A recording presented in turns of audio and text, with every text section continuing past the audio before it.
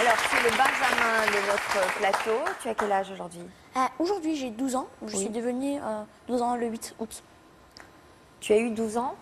J'ai maintenant 12 ans. D'accord. Tu es en quelle classe? Je suis dans la seconde. En seconde. En seconde.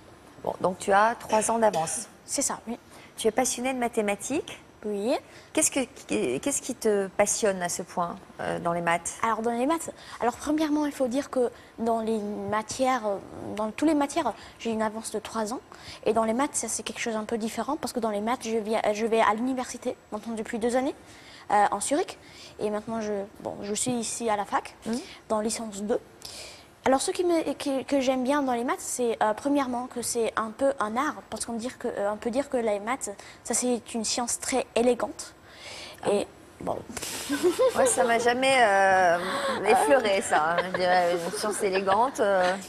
Moi, je me suis toujours ennuyée à mourir dans les cours de maths. Ah oui. Ouais. Bon, ça dépend si on aime les maths, on va voir que c'est une science très élégante. Et en plus, alors là, je vais dire ce que ça veut dire. Je veux dire avec ça, je vais approfondir ça un peu.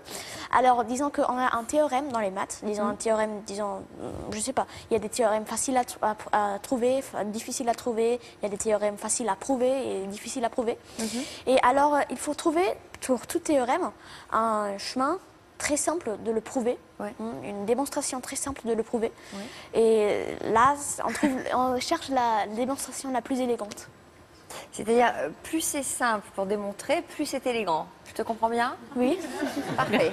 Est-ce que tu as déjà fait un test de QI?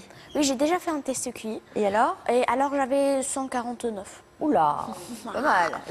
C'est quoi le top du QI le plus élevé? On a atteint quel genre de chiffre? C'est-à-dire qu'en fait, c'est une courbe de répartition de la population et dans les échelles validées scientifiquement, c'est 155 pour les enfants, 160 pour les adultes, mais ce n'est pas un chiffre absolu. C'est un score relatif qui permet de comparer les performances de quelqu'un par rapport à ce qui est habituel Comment de trouver. on sait que Albert Einstein avait un QI de 160? Justement, on n'en sait rien. C'était pas les mêmes tests. Mais bon, ça fait partie des mythes.